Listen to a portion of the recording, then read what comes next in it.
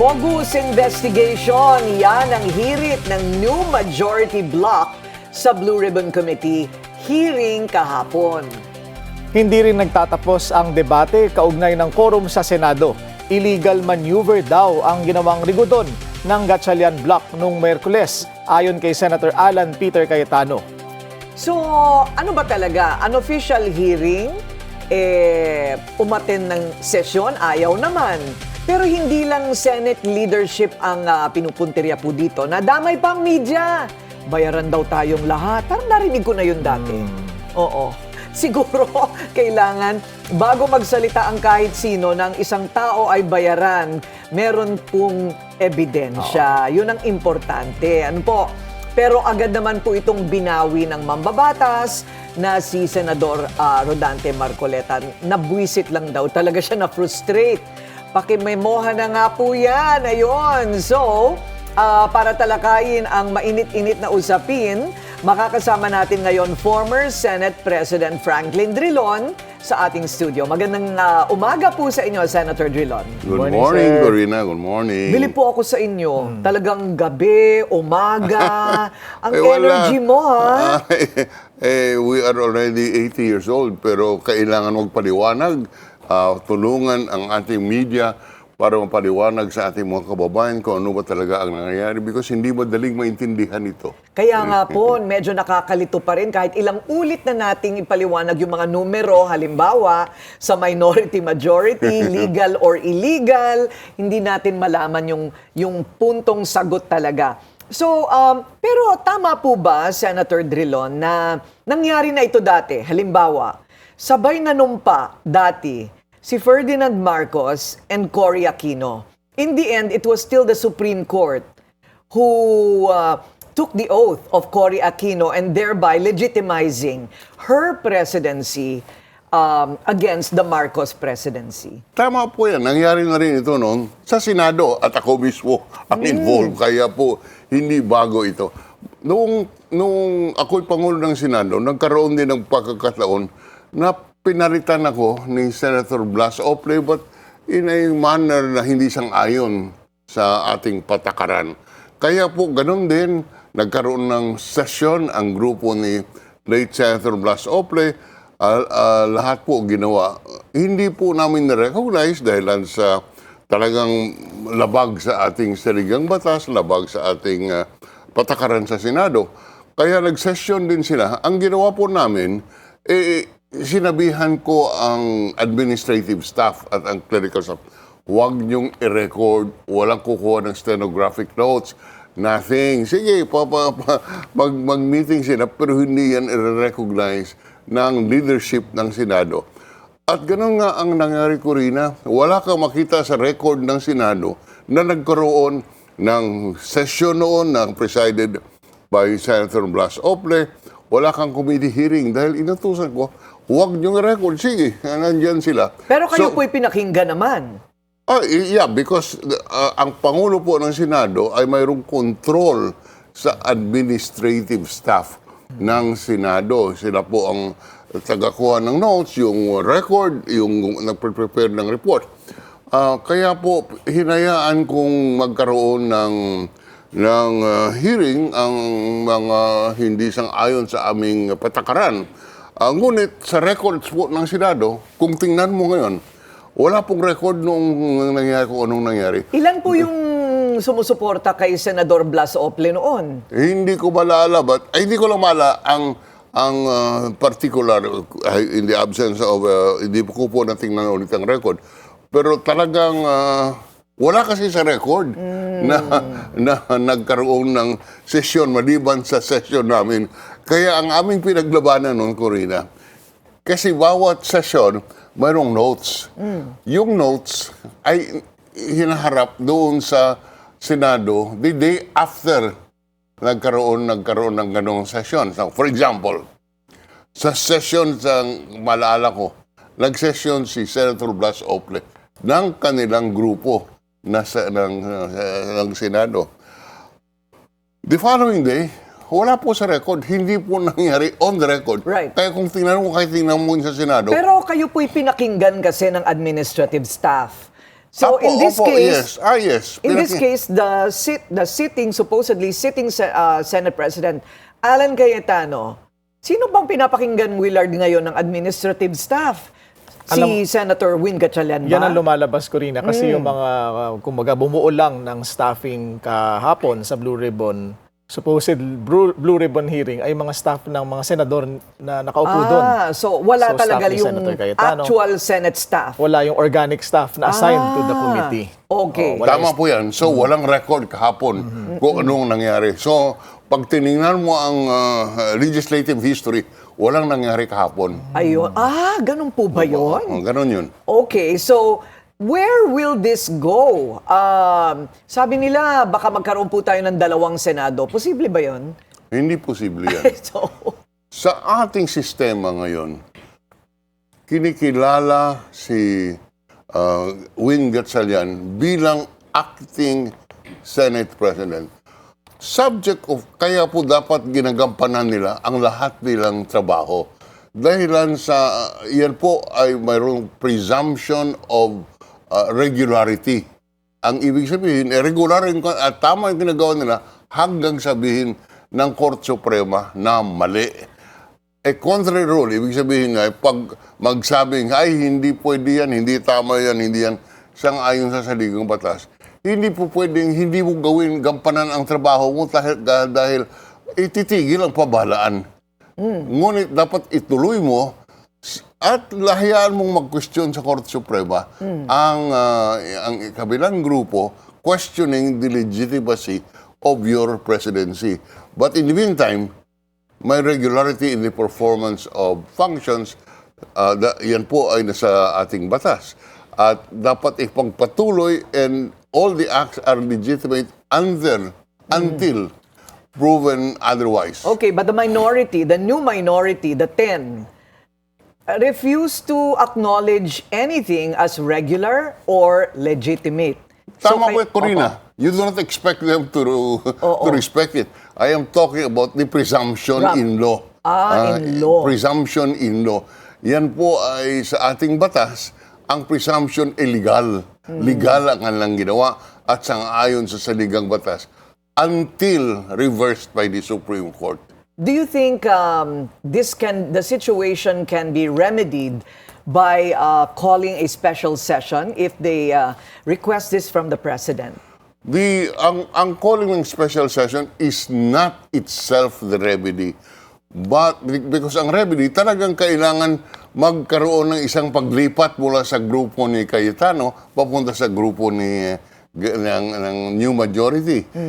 Kailangan may lumipat talaga isa in order to elect a regular Senate President. Sa ngayon po, acting Senate President lamang. Right. Dahil na-declare na vacant yung opisina ng Senate President. Ngunit sa ating saligang batas, kailangan ang 13 ang iboto bilang Pangulo ng Senado.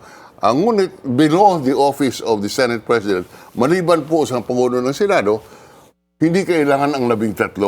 12 lang. Kaya ganun nangyari. Kaya na-elect si Win Gatchalian as Senate President pro tempore at dahilan sa bakante ang pagkapangulo ng Senado, naging acting Senate President si Senator Win. So, pero hindi ba, Willard, ang sabi nga nila, kapag nagkalipatan, posible kaya na mangyari ito sa isang special session? If the President calls for a special session, it is also possible na may isa mula sa minorya ang sasang-ayon na iboto si Senate President Win Gatchalian without necessarily changing alliances. No, kahit po lumipat ang isa sa grupo ni Gatchalian papunta sa isang senador galing sa grupo ni Senator Cayetano, lulipat kay Gatchalian. That can only be implemented kung mayroong sesyon. Kasi pag walang sesyon, hindi mo po pwedeng mapalitan ang Pangulo ng Senado. Kailangan magkaroon ka ng sesyon. Pati special session.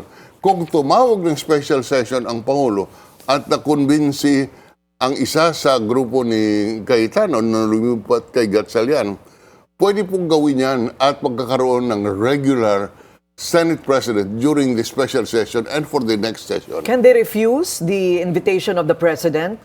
Hindi po, because that's tungkulin po nila sa ating saligang batas na dumalo sa isang special session na tatawagin ng Pangulo. O isa pa yun, ano? Willard, pwede na. I mean, it's something to look forward to. Ano kayang mangyayari if they are all again in one room? Sa kailangan makasiguro yung grupo ni Senator Gatchalian na meron na silang siguradong isang additional vote para hindi naman sila mapahiya kapag Hindi pinatawag po. yung special session. Dapat additional vote sila para po mawala ang instability na nakikita natin ngayon. Kasi, Corina, bukas o kailanman, ay pwede na naman bago ang leadership ng Senado, confusing para sa publiko, instability para sa ating sistema. Okay, so eto, tanong nga po, no? Can the Senate reconcile the findings of the hearing yesterday with the findings about to happen on Monday? Yung kahapon po, walang record. Yun ang sinasabi ko. It cannot be considered. It cannot be considered. Kasi walang record eh. Anong pumabasihan yan natin? Yung television, hindi naman po pwede yun.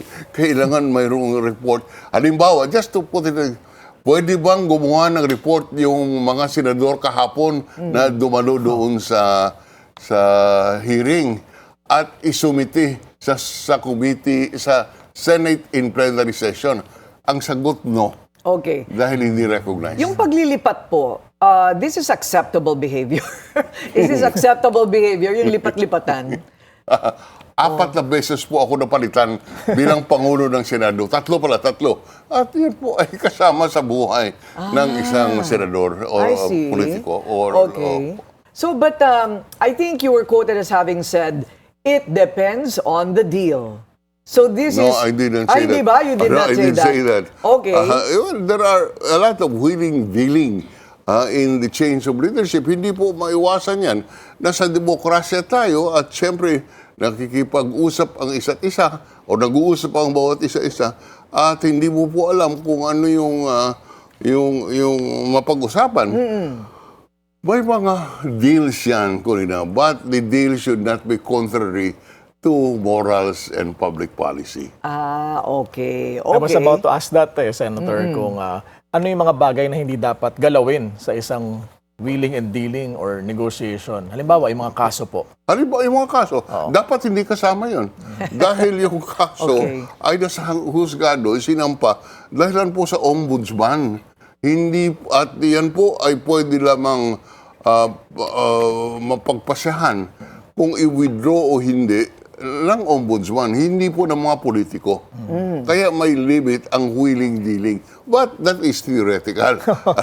Theoretical. Oo naman. So, ito pong mga personalidad na ngayon po ay pinag-uusapan na malamang makasuhan o mayroon ng mga nagsalita laban sa kanila, kung biglang mawala po lahat ng mga kasong yon sa kanilang paglipat, so that would be considered suspect. Yeah, suspect. But can you prove it? Suspect. Kaya sabi mo ko rin na suspect.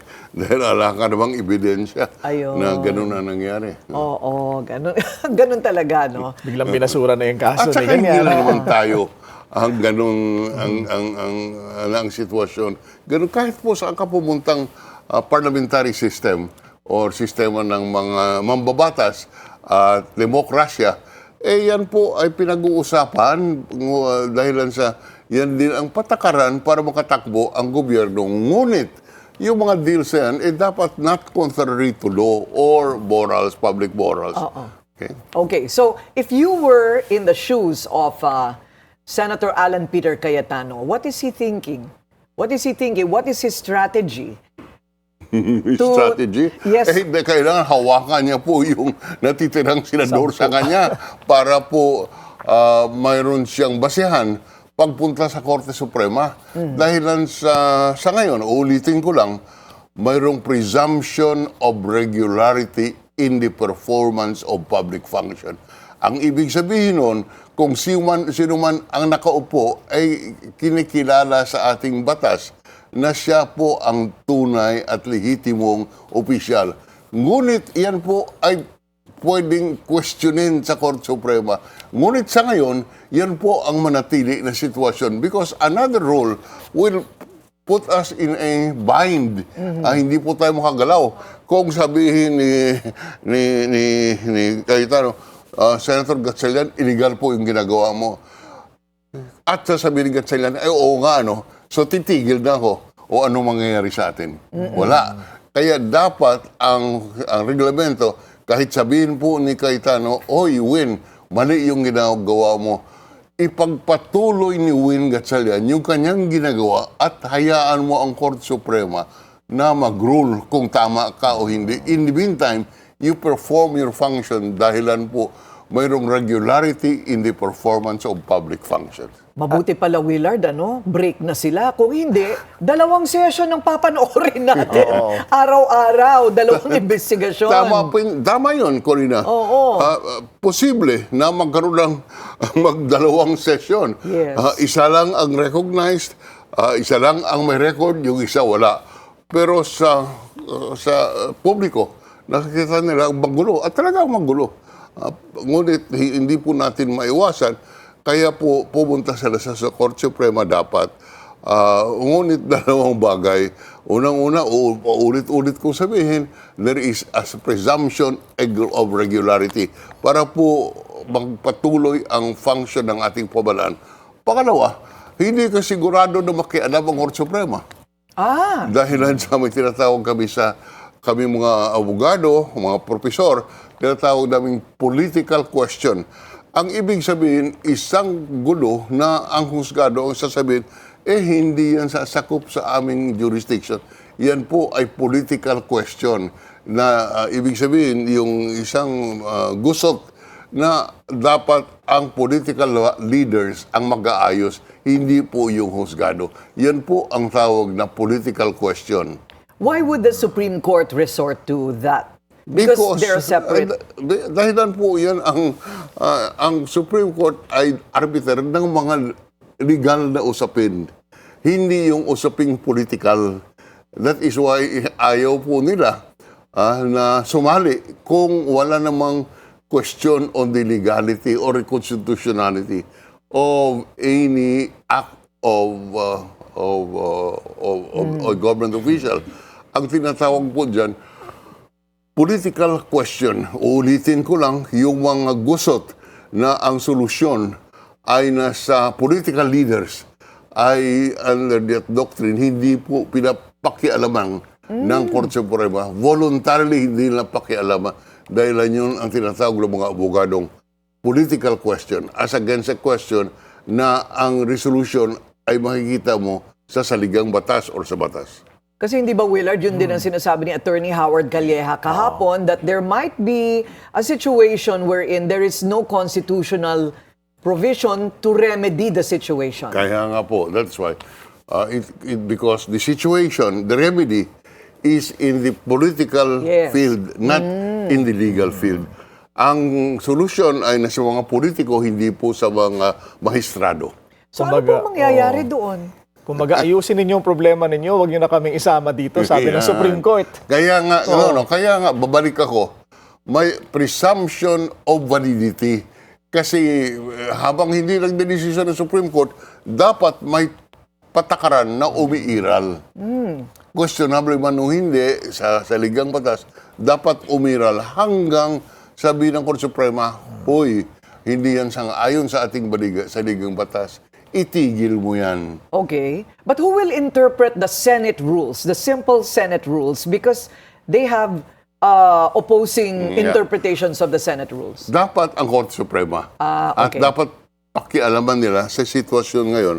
Dapat pakialaman ng Korte Suprema at sasabihin na ito'y interpretasyon ng saligang batas, ito'y interpretasyon ng batas, dapat ganito ang mangyari.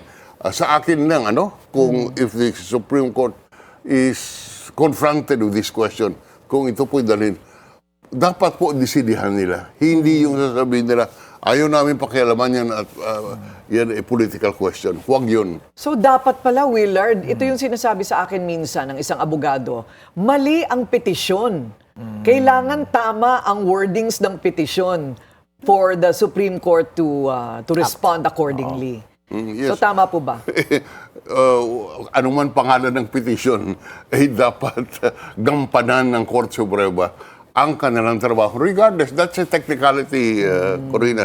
Kung anuman ang pangalan ng petition, pwede mo lang sabihin, Corina petition. Pero ang importante, ang substance at kung ano ang dapat gawin. Gaano kahalaga, Sen, na nag-recognize ang Malacanang sa leadership ni Acting Senate President Gatchalian? Kasi pagkatapos ng reshuffle, nagsalita yung palasyo na we recognize the leadership Gaano kabigat yun? the acting SP. Dapat ginawa yun dahilan sa hindi na naman pwede magkaroon ng vacuum eh. Kung hindi nila recognize, hindi walang Pangulo ng Senado, may vacuum. And hindi po pwede na magkaroon ng sitwasyon na walang nagpapatakbo ng pamahalaan, yung vacuum sinasabi natin. Saka nasa line of succession, di ba, ang Senate President, sir? Yeah, lahat po yan, kasama yan. May mga prinsipyong pinag-aaralan kami nung kami po sa kolehiyo to respond to the specific questions. Hindi man sang-ayon sa gusto ng isang partido, ngunit yan po ang patakaran for an orderly society. Because kung hindi mo sundin yan, ay di kung sundin na natin ang gusto ng isa't isa, ay wala tayong pamahalaan, gulo ang abutin natin. So, ang mangyayari sa Lunes ay lehitimo. Sa inyo pong pananaw, presumption of regularity, the Blue Ribbon Committee hearing on Monday. The Blue hearing on Monday to be conducted by Gatchalian Yes. is the legitimate one that should be recognized, consistent. Dahilan po ang lehitimong Pangulong ng Senado, sang-ayon sa aking nalalaman sa patakaran, ay ang William Gatchalian, ay ang Win Gatchalian, Sherwin Gatchalian. Ngunit hindi ibig sabihin na hindi pwede pakialaman ng Supreme Court at the appropriate time. Yan po. Okay, so yung impeachment process, aabot po ba tayo doon? Paano po yan? Kasi they're on break now. Naka-break po lahat ng mga senador, ano? At ang resumption, ang pagbabalik nila ay pagkatapos ng SONA. Willard, tama ba yun? Yes, July 27 na. July Oo. 27. So pero ang impeachment ay nakaschedule ng July 6. During the break, oo. During the break, commencement, yung unang Unang araw, ano oo. nila. Paano po yun pag hindi pa rin sila nagkasundo? By July 6. Babalik ako sa sinasabi ko. Kailangan you assume the regularity in the performance of function. Ibig sabihin, applying it here, dapat ang rule, ang reglamento ay regularity. So July 6 will continue because that is already the resolution. Yan na po ay napagkapasyahan na umpisa ng impeachment trial. Dapat ituloy yun. Ngayon, babalik ako doon. Pwede po dali sa Korte Suprema at sasabihin, mali yan. Ha? At dapat ang mag-preside, si ganito, ang Senator Cayetano dahil mali po yung halal kay Senator Gatchalian. So, that is the process para po may order sa ating sambayanan because another rule will create chaos. Kailangan meron kang mga patakaran na nakikinikilala para po magkaroon tayo ng maayos na pagpapatakbo sa ating sistema. Ayun, okay. So, Matutuloy pa rin po ba ang trial, Senator, kung sakaling hindi ho pumunta ang one faction or the other? Saan? Trial saan? Ang impeachment trial. Impeachment. Oo. Yes, dahilan po ang impeachment court ay iba sa Senado. Impeachment court, hindi Senate. So, pag punta mo ron, ikaw ay tinatawag na senator judge. Ayun, naka-costume. Hindi naman, nakatoga, hindi naman costume. Pang Halloween Halloween. Ha? Nakatoga. Oo. Pero sir, is it possible there will be 2 impeachment trials on July 6? I do not discount that. Yes. I do not discount Anything that. is possible. If anything is possible. But can you imagine, if there is no rule of presumption of regularity, lalo na po magulo. Ha? lalo nang magulo. Kaya kailangan, para sa maayos na pagpatakbo ng ating pamahalaan, dapat kilalanin yung isa, kinikilala yung isang proceeding, subject to the ruling of the Supreme Court. Pero sir, may quorum din ho ba sa impeachment trial? Dapat may quorum din. Dapat may quorum. Of course, may quorum din yan. Yan din, 50% plus 1. Okay. Pag nag-impeachment trial, ang unang ginagawa rin dyan, tumatawag din ng roll call in order to put the proceedings in order. So, para bago-umpisa po, magkakaroon ng roll call. Ang reckoning ho ng quorum sa impeachment trial, sir, is 24? Ang reckoning ng quorum is the same reckoning as the Senate. Kung ano man yung rules sa Senado, tungkol sa quorum, yun din ang magiging batayan sa impeachment trial. -2 na. -2, right? Because now the majority is based on 22. That's correct, 12. yes. Sapat na, 12. Oo, 12. Ang sinasabi ni Senator Drilon is pwede silang mag-conduct ng impeachment trial, itong bloke ni Senator Gatchalian, yeah. at yun yung lihitimo. Saan kaya pupunta yung administrative staff ng Senado? Paano nga po ba yung problemang iyan? I mean, what? Who will they listen to? Well, they must listen to the group of Win Gatchalian. Again, going back on the theory, Yes. on the rule that you assume there is regularity in the assumption of regularity. You presume regularity in the performance of public function. You presume that the takeover of Gatchalian as Senate President, as acting Senate President, is valid, is legitimate, until declared otherwise by the Supreme Court.